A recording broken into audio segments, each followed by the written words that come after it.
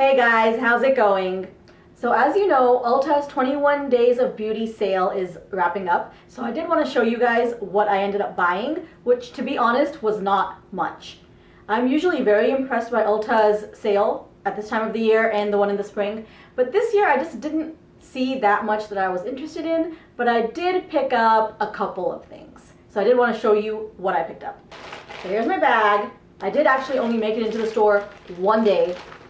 So one thing that I did buy, and this was not even one of the deals for the beauty sale. This just happened to be on sale when I walked in, and it was always just something that I wanted to try out. So this is the Peter Thomas Roth Mask Tasker Mask Application and Removal Tool. So this was on sale for $12. So I did end up picking this up because I love Peter Thomas Roth and I have heard good things about this tool. I don't know how it works, how great it is, but I did want to try it out and see. The next thing that I picked up is something that I pick up every year, and that's honestly why I went in store. I did pick up the Clarisonic brush heads because these are a great deal. Buy one, get one free. So you basically end up spending $27 for 2 brush heads, which is really great because it's $27 for one alone. So I did pick up 2 for myself because it's just too great of a deal to pass up. And I love these, and I love Clarisonic. If you don't have one, why don't you have one? Last, I did already throw the box away because I have started using it, but I did get the Brow Powder Duo by Anastasia. It looks like this on the inside. I haven't quite gotten the hang of using it yet because I am very much used to using brow pencils, the Brow Wiz, the MAC brow pencils. So I'm not that used to using brow powder yet, but I am going to play with this a little bit more and give a review on it. This was on sale for, I believe, $11, and it's usually on sale for $22 maybe, so it was a good deal. It was 50% off. Okay, so now that we've discussed what I bought, I did want to really quickly do a palette discussion. This summer and now heading into the fall, there have been 3 palettes that are they've just really been popular, and I did kind of want to go over them, and there are some things I want to mention. The first being the Naked Heat palette. I got this as a gift from my sister for my birthday, and it was something that I was not planning on buying because I have the Naked 1, I have the Naked 3, I have the Naked Smoky, and I just felt like it was going to be a marketing gimmick. But she did end up buying this for me for my birthday, and I ended up falling in love with this palette. Just very honestly speaking, there is nothing about this palette that I could knock. The colors in this palette are all really, really beautiful. They are really pigmented, they go on beautifully, they blend beautifully, and this brush is actually really great too, the one that comes with the palette. So there's actually nothing negative for me to say about this palette. You can create really good daytime looks, really great nighttime looks, evening looks, formal looks, casual looks. It's beautiful, it's great, I love it. I'd recommend it. If you don't have it, get it.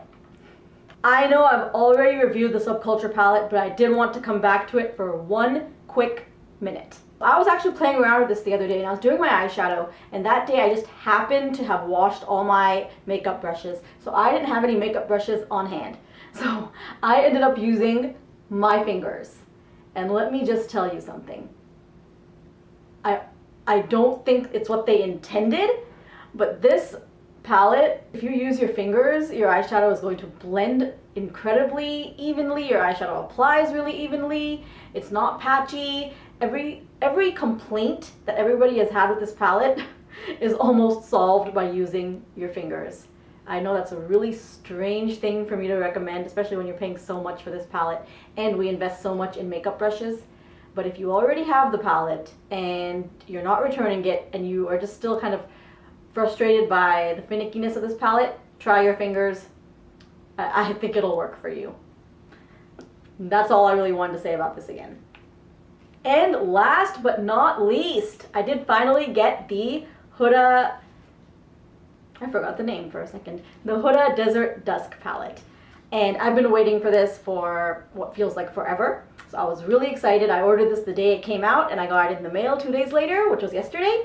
So I have used it. I am wearing it today, but as I'm dressed like this, I'm not going anywhere. So I didn't do anything heavy. I just wanted to test it out, and so far I'm loving it. It's a very nicely sized palette. You get a lot of great colors in there. They are just beautiful, and you can use them for casual looks, formal looks, you name it. I almost feel like some beauty bloggers are trying to turn this into a repeat of the Subculture palette. And I'm really opposed to that because I didn't even agree with it with the Subculture palette because I think some people were just being ridiculous. I don't claim to be an expert. I'm not a makeup artist. I like doing my own makeup. I will always take advice from other people. If somebody reviews something, I do watch the review to see, okay, if these people who are much more talented than I am can't work with something, then I probably won't be able to work with it. But I think it's a little misleading when somebody who I expect to be an expert is taking their brush and literally demolishing a palette and then taking a picture and saying, wow, look at all the fallout. That's really misleading, and it's unfair, to be honest. So I kind of assumed that this would be like the Rose Gold palette, which it is. And Huda, when the Rose Gold palette came out, she had come out and said that she has different ways of using these shadows. Some she uses with a wet brush, some she uses with her fingers, some she uses with brushes. So everybody who took her advice ended up falling in love with that palette. So I feel like this is much of the same. Some of these require a wet brush, some of these require a normal brush, some of them require your fingers. I did watch a couple of videos that really just boggled my mind, saying that these are patchy, they don't blend well. I don't agree with any of that. These are not patchy, they go on so beautifully, they blend really well. There are two complaints. These mattes are not as pigmented as you would think they are. You do have to kind of build them up. But they are pigmented. It's not like there's no color. There's a lot of color, you just have to build them up slowly. There is only one color in this palette that I would say is problematic, and if you actually think about it logically, it's not problematic, it's just common sense. There's a color here called Cosmo. You can tell, I'm not sure if you can tell right here in the camera, but it's very glittery. I'm going to repeat that. It's very glittery. You know why? Because it is straight glitter. I don't know if you guys can see it because of all this lighting, but it's actually glitter and it's rolling around on my arm. It's glitter. Not meant to be used as a full buttery shadow. It's glitter. Use it the way you would use glitter. That seems to me like common sense. I'm not sure why people are struggling with that. So that's my quick review of this.